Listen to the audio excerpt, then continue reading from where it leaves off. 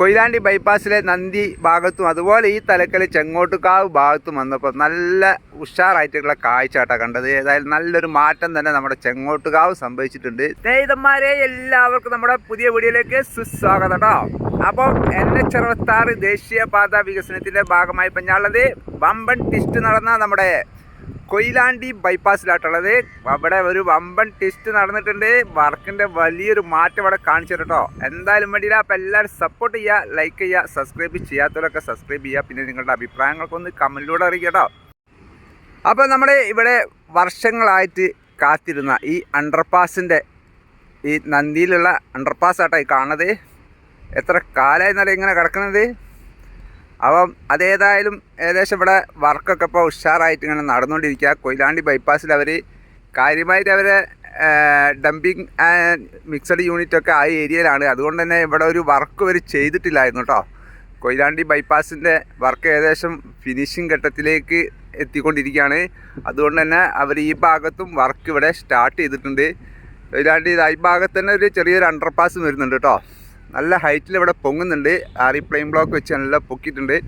അതുപോലെ നമ്മുടെ ഈ അണ്ടർപാസിൻ്റെ ആ ഭാഗമൊക്കെ ഫുൾ ഹൈറ്റ് റെഡിയാക്കി ഒക്കെ സെറ്റായി നിൽക്കുക കേട്ടോ. അതിന് ജോയിൻറ്റ് ചെയ്യാനുള്ള ഒരു സ്ലാബ് വാർക്കാനുണ്ട്.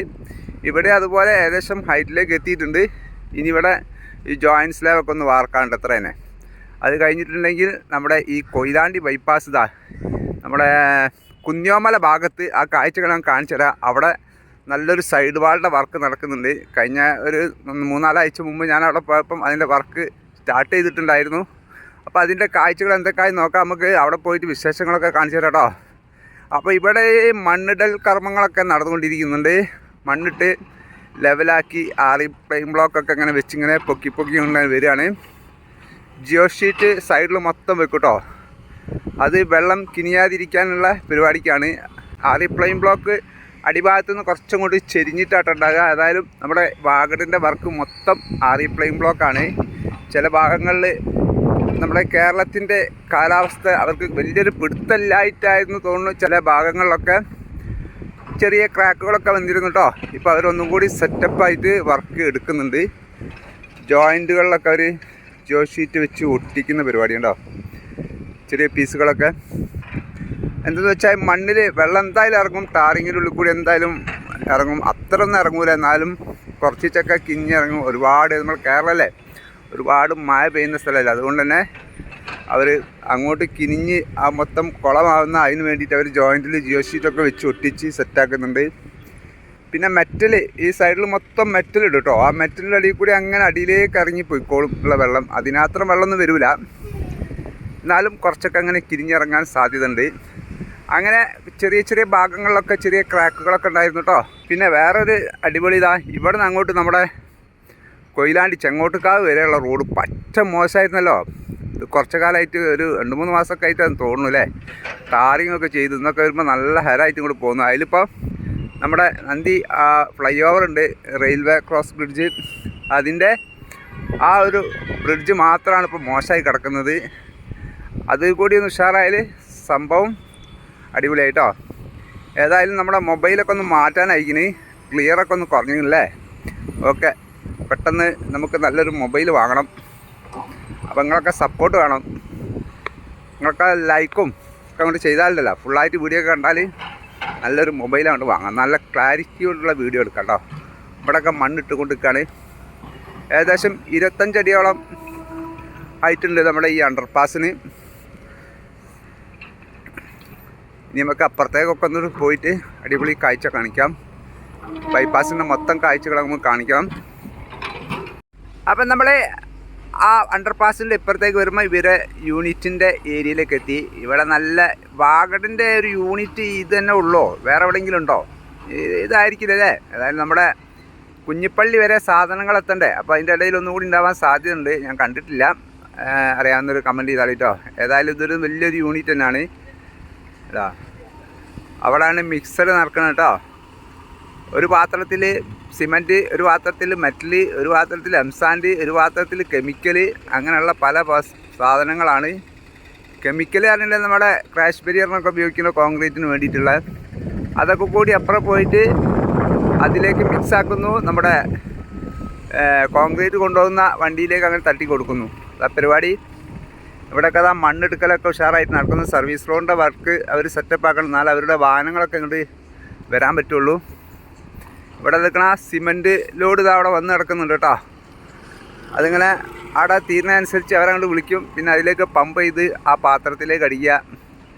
പല പല പരിപാടികളാണ് കേട്ടോ. ഏതായാലും ഇനി ഇവിടെ കുറച്ചൊരു ഏരിയ, ഒരു 100-300 മീറ്റർ ഏരിയയാണ് കാര്യമായിട്ട് വർക്ക് നടക്കാനുള്ളത് ഇവിടെ. ബാക്കി അവിടെ നിന്ന് അങ്ങോട്ട് 4 വരിപ്പാതിൻ്റെ വർക്കൊക്കെ ഏകദേശം ഫിനിഷിംഗ് ആണ്. ഞാൻ അങ്ങോട്ട് വണ്ടിയിൽ അങ്ങനെ പോകുമ്പോൾ കാണിച്ചു തരാം.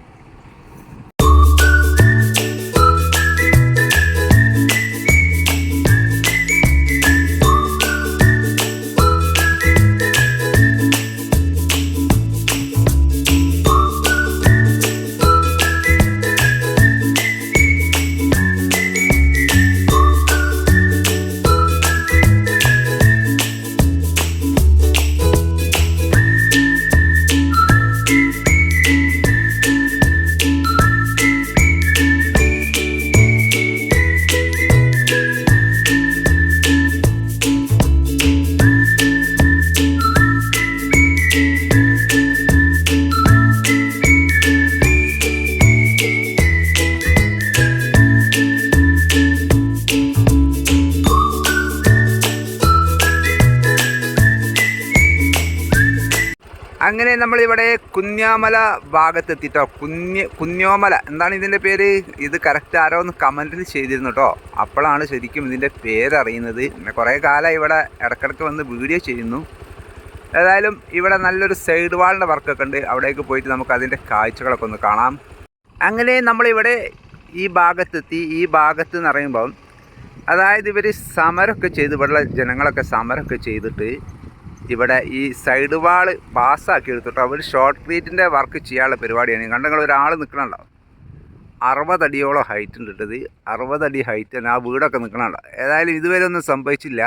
ഇനി ഈ വാള അങ്ങോട്ട് പൊങ്ങിക്കഴിഞ്ഞാൽ അടിപൊളി, അവർക്ക് നല്ല സേഫായിട്ട് അവിടെ താമസിക്കാം കേട്ടോ. ആദ്യ വാളാണ് ഇവിടെ വരുന്നത്. നമുക്ക് കാണാം എങ്ങനെയുള്ള വാളാണ് വരുന്നത് എന്നുള്ളത്.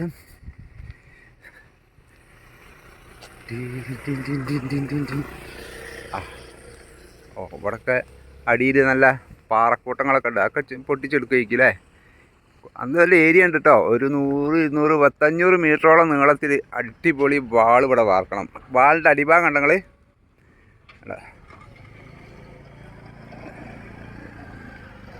ഓരോ അടിയിലുള്ള കറക്റ്റ് ഫൗണ്ടേഷൻ എത്ര എൻ്റെ അഭിപ്രായത്തിലൊരു 18 അടിയോളം, 16 അടി എന്തായാലും ഉണ്ട്. 16 അടി വീതിയിലാണ് സ്റ്റാർട്ടിങ് വരുന്നത്. പിന്നെ അങ്ങനെ ഒരു 3 പീസ് സ്ലാബായിട്ട് അതിൻ്റെ മുകളിൽ വാർത്ത് വെച്ചിട്ട് പിന്നെ ഒരു 10 അടിയോളം വീതിയിലുള്ള അടിപൊളി ഒരു ഇത്. അതിന് ശേഷം 2, 4, ഒരു 6 അടിയോളം വീതിയിൽ, 6-7 അടിയോളം വീതിയിലുള്ള അടുത്ത സെക്ഷൻ.